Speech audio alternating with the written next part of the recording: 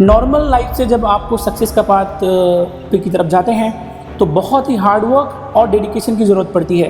किसी ने कहा भी है कि अगर आपको बहुत कुछ अचीव करना है तो खुद ही को बुलंद करना होता है और अपने एक्शन बदलने होते हैं। इसी कड़ी में मैं आपका स्वागत करता हूं, आपका होस्ट सलमान। एक्चुअली आज मैं ऐसे शख्स के पास आया हूं जिनको मैं फॉलो कर रहा हूं पिछले 3 महीने से। जब मैं उनकी जर्नी को देखता हूं तो काफ़ी इंस्पायर होता हूं। और आप उनके बारे में इतना समझ लीजिए कि उन्होंने ट्यूशन टीचर से शुरू किया और आज एक एम्पायर है छोटा सा जो बॉम्बे होम ज्वेलरी के नाम से उनका बिजनेस है। अखंड प्रताप सिंह जो मात्र अभी 30 ईयर में वो हासिल कर चुके हैं जो लोग 60 की उम्र में नहीं कर पाते हैं। चलिए डायरेक्टली मिलते हैं अखंड प्रताप जी से। वेलकम अखंड प्रताप जी हमारी पॉडकास्ट में। आपका सलमान जी, तो कैसे हैं आप? बहुत बढ़िया। आप कैसे हो? सर तो जहाँ तक मैं आपको अभी तक जान पाया हूँ बहुत ही अमेजिंग जर्नी है आपकी। Thank you. इससे पहले कि मैं पहाड़ जैसी जर्नी की आपका डिस्कशन करूं, मैं चाहता हूं कि आप बेसिक बताएं, मतलब कैसा रहा आपकी शुरुआत, एजुकेशन बैकग्राउंड क्या फैमिली बैकग्राउंड क्या है? सलमान जी बोले तो मैंने अपना बीटेक किया था सबसे पहले, बहुत जो बढ़िया। इंडिया में हर एक लड़का कर लेता है।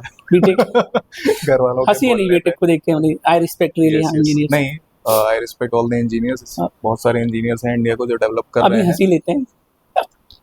ठीक। तो इसलिए उसके बाद मैंने सोचा कि सिर्फ यहाँ पे नहीं रुक सकते हैं, तो मैंने अपना मास्टर्स भी किया और मैंने अपनी ट्रेड चेंज नहीं की, कंस्ट्रक्शन मैनेजमेंट में मास्टर्स किया। उसके बाद वहाँ से मुझे बॉम्बे जाने का मौका मिला। वहाँ पे मैंने 3 साल एक कॉर्पोरेट कंपनी में जॉब किया जो कि एक लिस्टेड रियल एस्टेट कंपनी थी। ओके। तो वहाँ पे अच्छा कॉर्पोरेट का एक्सपीरियंस लिया और शुरू से कॉलेज के टाइम से ही एक विल थी कि अपना बिजनेस स्टार्ट करना है और डेफिनेटली 3-4 साल के एक्सपीरियंस के बाद ही स्टार्ट करना है। तो जिस दिन रियलाइज़ हुआ कि एक इनफ एक्सपीरियंस आ गया है, अच्छे कॉन्टैक्ट्स बन गए हैं, थोड़े से इन्वेस्टर्स से अच्छा कनेक्ट बन गया है, उनको मुझ पर ट्रस्ट आ गया, तो फिर मैंने अपना बिजनेस स्टार्ट किया वहाँ से। क्या आपकी फैमिली में भी बिजनेस था? जैसा कि मैं थोड़ा सा नहीं, रिसर्च अगर बिजनेस की बात करें और फैमिली की बात करें तो फैमिली में डैड गवर्नमेंट जॉब वाले हैं, जो कि Okay. यूजुअली एक मिडिल क्लास फैमिली में हमेशा देखा गया है। और उनकी इच्छा भी कहीं ना कहीं ये थी कि मैं भी करूं government job, but somehow interest वहाँ पे नहीं था और पहले से बहुत क्लियर था कि वो नहीं हो पाएगा। तो मैंने आज तक कभी कोई एग्जाम भी नहीं दिया, इवन ट्राई भी नहीं किया, बिकॉज गोल क्लियर था कि बिजनेस ही करना है। तो जब बॉम्बे में था वहाँ पे जॉब किया, वहाँ पे सीनियर्स से समझा कि चीज़ें कैसे होती हैं, इन्वेस्टर्स कैसे मिलते हैं, उनसे कैसे ट्रस्ट बनाते हैं कि वो आपको अपना फंडिंग दें, अपना गाइडेंस दें, अपना टाइम दें।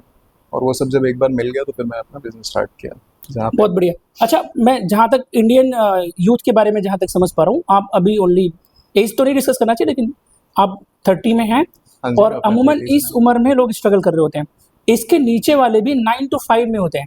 आप प्लीज मुझे पॉइंट वाइज बताएं कि आपका स्टूडेंट लाइफ से कैसे बिजनेस की तरफ ट्रिगर हुए। देखिए, एक चीज़ मैं कहना चाहूँगा कि स्ट्रगल एज के हिसाब से नहीं होती है, स्ट्रगल आप लाइफ टाइम करते हो और उसको स्ट्रगल नहीं लर्निंग कहना चाहिए।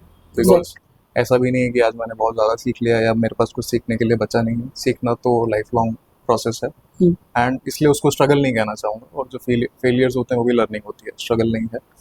स्ट्रगल आप उसको तब बोल सकते हो जब आपको शायद उस काम में मज़ा नहीं आ रही है। But when you enjoy that work तो आपको फिर वो स्ट्रगल नहीं लगती है। फिर आप शायद 12 घंटे काम करें या 24 घंटे काम करें या किसी दिन ना करें, वो सारा आपके प्रोसेस के हिसाब से हो रहा होता है और आपके इंटरेस्ट के हिसाब से हो तो रहा आपका डे 1 से क्लियर था कि जॉब नहीं करनी?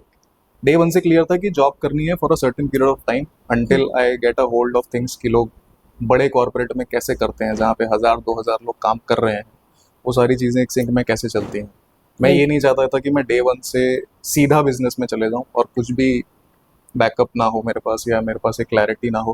बिकॉज कॉलेज से निकलते ही आपके पास मैनेजरियल स्किल उतने ज़्यादा नहीं होते हैं। ओके। एक आम आदमी के पास, कुछ लोगों के पास होते भी हैं, गॉड गिफ्टेड होते हैं। तो क्या आप यूथ को एडवाइस करना चाहोगे कि मतलब फाइनली बिजनेस में जाने से पहले उनको बैकअप क्रिएट करना चाहिए जैसे आपने करा? मैंने उसको ऐसा देखा है कि आप अपने बिजनेस में पूरा रिस्क लेने से पहले, सबकी स्टोरी अलग है, सबकी लाइफ की कहानी अलग है ओके। और सबकी बैकिंग अलग है। राइट। अगर किसी की बैकिंग बहुत स्ट्रांग है, वो फैमिली बैकग्राउंड उनका बिजनेस वाला है, उनके पास ऑलरेडी गाइडेंस है, पेशेंस है, तो वो अपना डायरेक्ट स्टार्ट कर सकते हैं। बट जैसे मेरे केस में मेरे पास बिजनेस का गाइडेंस नहीं था, ओके। तो मुझे लगा कि अपना हाथ चलाने से पहले क्यों ना, जो इतनी बड़ी कंपनीज चल रही हैं, उन्होंने इतने सालों से एम्पायर बना रखा है, तो पहले उनके खर्चे पे और उनके गाइडेंस पे सीख लें। अब वो पैसे भी तो दे रहे थे मुझे।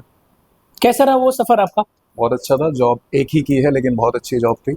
ओके। बहुत ही अच्छी कंपनी, बहुत ही अच्छे बॉस के अंडर जॉब की और बहुत कुछ सीखने को मिला, मज़ा आया।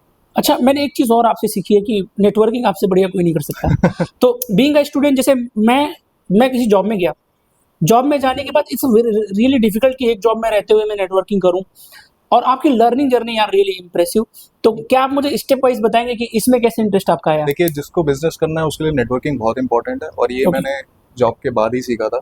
जब मेरे को रियलाइज़ हुआ था कि मैंने जब बॉम्बे में बिजनेस स्टार्ट किया था, वहाँ तक तो नेटवर्किंग तब तक नहीं स्टार्ट हुई थी, बट यहाँ से गया था बॉम्बे में, कोई भी फैमिली का सपोर्ट नहीं था। फैमिली वैसे ठीक है, स्ट्रांग है, कोई चैलेंज नहीं है ज़्यादा, मेरे ऊपर कोई लाइबिलिटी नहीं थी, तो टेंशन नहीं था कि पीछे क्या हो रहा है घर पे, सिर्फ अपना ख्याल रखना था।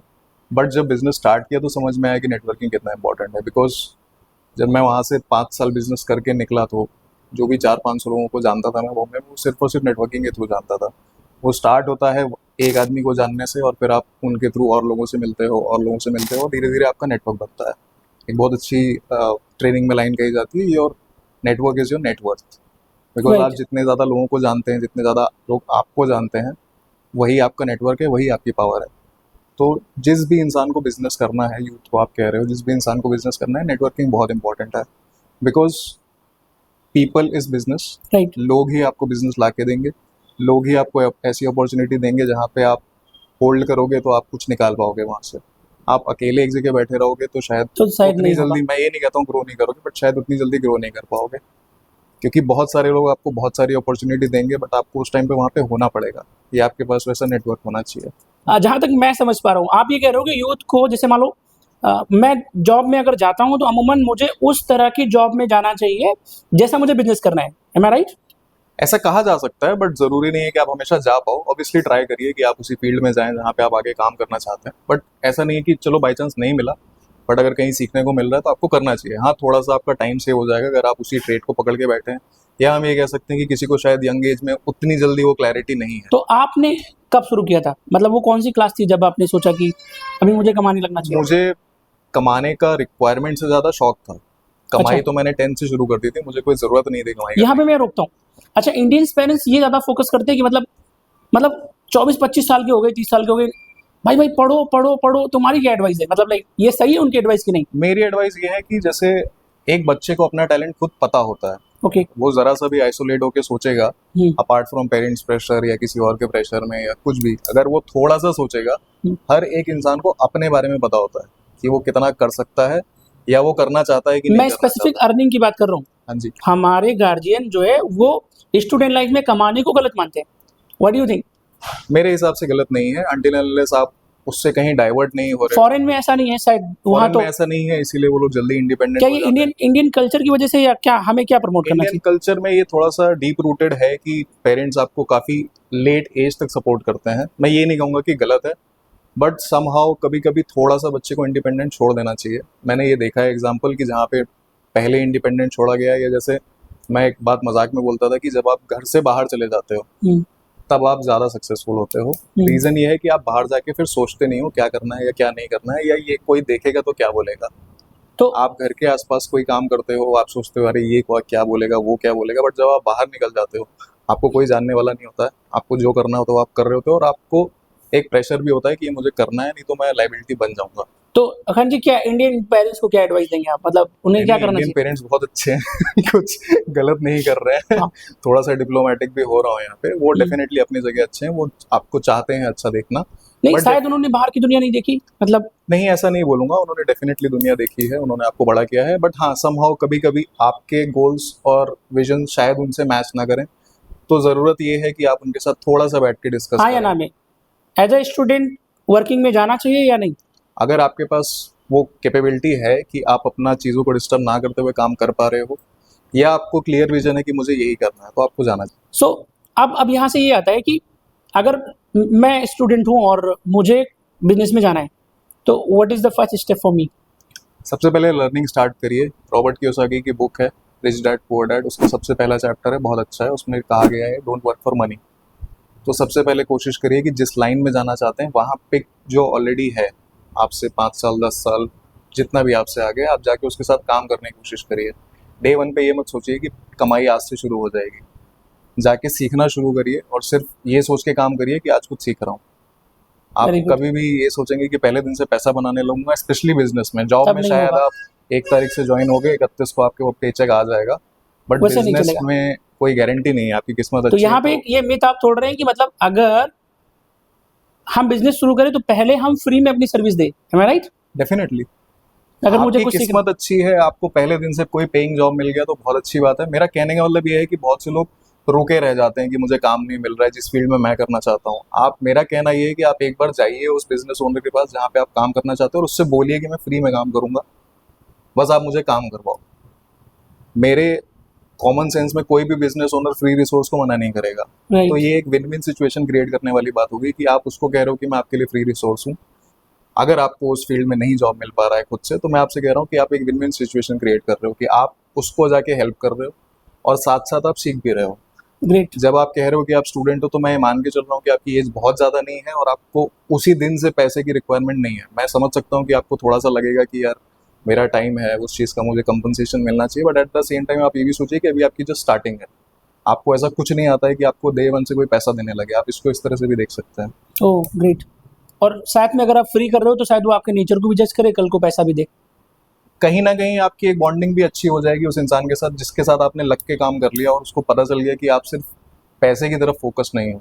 तो वो जो ट्रस्ट बनेगा वो आपका हमेशा नेक्स्ट लाइफ लेवल टाइम के लिए रहेगा और वो नेक्स्ट लेवल का trust इससे पहले कि मैं सेकेंड स्टेप जानूं, आप थोड़ा सा अपने बिजनेस के बारे में बताइए, कैसे इसकी कैसे नींव पड़ी होगा। मेरी और नींव, आगे की जर्नी क्या होगी। मेरी बिजनेस की नींव लखनऊ में आने के बाद पड़ी। बॉम्बे होम गैलरी नाम से हमने एक शोरूम शुरू किया जहाँ पे हम कंस्ट्रक्शन के रिलेटेड सारा मटेरियल्स प्रोवाइड कराने का विजन रखते हैं। फिलहाल हमने शुरू किया टाइल्स एंड सैनिटरी वेयर के वर्टिकल को पकड़ के, धीरे धीरे हमने पेंट भी इसमें ऐड किया और इन फ्यूचर हमारा विजन है कि इसमें और सारी चीज़ें धीरे धीरे एक वन स्टॉप सोल्यूशन टाइप का शोरूम इसको बना दें। तो वन स्टॉप सोल्यूशन इसको क्या बनाना होता है चाहते ये? हैं। वन जैसे स्टॉप सोल्यूशन मतलब हम ये चाहते हैं कि अमूमन ये देखा गया है कि जितना भी घर बनाने के रिलेटेड सामान है थोड़ा सा टेक्निकल होता है, लोगों को पता नहीं होता है और एक घर बनाते टाइम उनको 4 अलग अलग जगह पे जाके थोड़ा सा हैरेस भी होना पड़ता है क्योंकि उनको समझ नहीं आता है। लोग अलग अलग तरह से अलग अलग चीज़ें बताते हैं। सिंपल लैंग्वेज में, जैसे मैं घर बनाना चाह रहा हूँ, आप Then- घर बनाना चाह रहे हैं और बॉम्बे होम गैलरी का विजन है कि आने वाले 5 सालों में आप घर बनाना चाहें, आप सिर्फ हमारे यहाँ पे आएँ, आपको पूरा गाइडेंस मिल जाए, आपको जो सामान रिक्वायर्ड है वो मिल जाए और उसके साथ साथ आप सर्विस भी चाहें कि हम आपको बना के दें, तो वो सारा वन स्टॉप सोल्यूशन धीरे धीरे उसकी तरफ बढ़ रहे हैं। अभी हमने प्रोडक्ट से स्टार्ट किया है, सर्विस वेरी में गुड। कमिंग ईयर में हम घुस जाएंगे। तो सिर्फ लखनऊ ही करेंगे, इसके इसको एक्सपैंड भी करेंगे? मुझे ये समझ में आया इतने साल के एक्सपीरियंस के बाद कि पहले एक एरिया को जीत लो। ओके। 10 जगह घूमने से पहले एक ही सादे एक सबसे एरिया को जीत लीजिए। उसके साथ साथ डेफिनेटली आप सोच के चलो कि आपको अगर एक्सपैंड करना है तो आपके साथ पार्टनर्स भी बनते चलें, कोलैबोरेटर्स भी बनते चलें, तो आप मल्टीपल चैनल्स पे एक साथ ग्रो करोगे। Very good. अच्छा, मैंने आपकी अलग अलग लोगों के साथ में फोटोज देखी हैं, जी, तो वो जर्नी आप थोड़ा सा डिस्कस करें। वो सारा जर्नी बिजनेस नेटवर्किंग का है सलमान जी, और ट्रेनिंग का है, जहाँ पे काफ़ी जी। टाइम मैंने अपने लाइफ का दिया है ट्रेनिंग में। Because okay. जो आप लोग कहते हो या यूथ कहते हैं कि हमारे कॉलेजेस और इंस्टीट्यूशंस में शायद टेक्निकल पे ज़्यादा फोकस है, मैनेजरियल लेवल पे कम फोकस है। मैं कुछ भी ये नहीं कह रहा हूँ कि हमारे यहाँ का सिस्टम अच्छा नहीं है, सिस्टम अच्छा है। बिकॉज हर सिस्टम का एक प्रूवन ट्रैक रिकॉर्ड है और डेफिनेटली इतने अच्छे अच्छे लोग निकले हैं इंडिया से तो इसी सिस्टम से निकले हैं। तो मैं सिस्टम को चैलेंज नहीं कर रहा हूँ, but at the same time हाँ कुछ चीज़ों की और रिक्वायरमेंट है कि जैसे एक बिजनेस एजुकेशन नहीं है और जो एक कहा जाता है कि स्किल्स मैच नहीं होते आफ्टर एजुकेशन और प्रैक्टिकल वर्ल्ड के स्किल्स मैच नहीं होते, तो इसलिए हाँ ज़रूरत लगी कि थोड़ा बिजनेस ट्रेनिंग लेना चाहिए। नो डाउट इसी बिजनेस ट्रेनिंग से नेटवर्किंग भी साथ में इन्वॉल्व हो जाती है। किन तो किन लोगों से मिले आप? अपनी लाइफ में बोलूँगा तो मैं रॉबर्ट कियोसाकी से मिला हूँ, oh wow. SI business mentor से मिला हूँ, मिस्टर सुरेश मशरमानी से मिला हूँ, उसके साथ साथ अश्नील ग्रोवर। अश्नीर ग्रोवर से मिला हूँ, अमन गुप्ता से मिला हूँ। कुछ लोगों से ट्रेनिंग लिया है, साथ में बैठ के सेशन लिया है, कुछ चीज़ें उनसे सीखी हैं, समझ में आई हैं। ग्रेट। कुछ सेलिब्रिटीज़ से भी मिला हूँ क्योंकि बॉम्बे में काम किया है, उनके साथ काम किया, उनके घर के रिलेटेड कुछ काम किया है, तो ऐसी जर्नी रही है। Very good. तो किसी सेलेब के घर पे भी काम करने का, मतलब लाइक उनके साथ डिजाइन करने का मौका मिला? हमारा प्रोजेक्ट था रियल स्टेट का, वहाँ पे मिस्टर कुणाल कपूर को हमने इनवाइट किया हुआ था एज अ ब्रांड एम्बेसडर। वो पैचअप करने का हमने पूरी कोशिश किया था। उसके साथ साथ यार रहमान के ड्रमर हैं मिस्टर रंजीत बेरट, उनका फार्म हाउस था, उसमें मैं इन्वॉल्व था। ये होता है जब कोई लड़का एक डिफरेंट रास्ता पकड़ता है। इनको जितने ही डेप्थ में जाने की कोशिश करो ये बहुत इंटरेस्टिंग हो जाते हैं। थोड़ा सा नेचर के भले साई हैं लेकिन बिजनेस में इनका कोई जवाब नहीं, और ये जब चीज़ों को बताते हैं तो बहुत ही डेप्थ में मजा आ जाती है। इनकी लर्निंग की वो डेप्थ है जिसको मैं बार बार आके इनसे मिलता हूँ, और उस चीज़ को जब मैं पर्सनली समझता हूँ कि तो मुझे वो बहुत इंस्पायर करता है।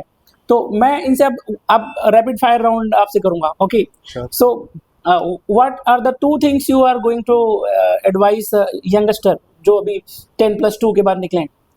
लगे रहो और क्लियर हो जाओ कि क्या करना है, वो जल्दी डिसाइड कर लो। क्लियर होने से क्या मतलब है? आपको पता होना चाहिए आपका इंटरेस्ट किस चीज में है। आई अंडरस्टैंड कि थोड़ा सा टाइम लगता है, बट उस पर Setting फोकस goals. करेंगे। उसके बाद जब आपको पता चल जाए तो डेफिनेटली उस रास्ते को फॉलो करिए।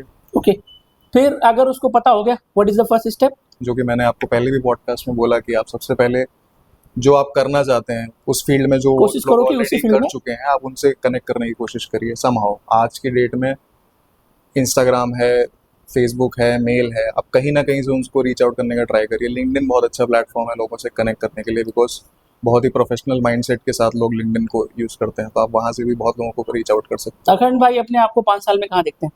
5 साल में मैं अपने आप को देखता हूँ कि बॉम्बे होम गैलरी को हम ऐसी हाइट पे ले जाएं कि जहाँ पे लखनऊ में एक जाना माना नाम हो हमारे शोरूम का, और उसके साथ साथ ब्रांड का ट्रस्ट वैल्यू ये हो कि यहाँ पे गाइडेंस के साथ सामान मिलता है, ना कि जस्ट एक बिजनेस चल रहा है, बट उसका मोटिव ये है कि लोगों को हेल्प कर रहे हैं, उनके घर बनाने में मदद कर रहे हैं। बिकॉज मेरे को अपनी फील्ड में सबसे अच्छा ये लगता है कि हम किसी का घर बना रहे होते हैं, तो आप एक स्क्रैच जैसी जगह को आप स्टार्ट करके उसको इतना खूबसूरत बना देते हो, और उस चीज़ को अगर आप प्योर गाइडेंस और प्योर हेल्प के साथ करो लोगों को, तो वो फीलिंग कुछ अलग हो जाती है।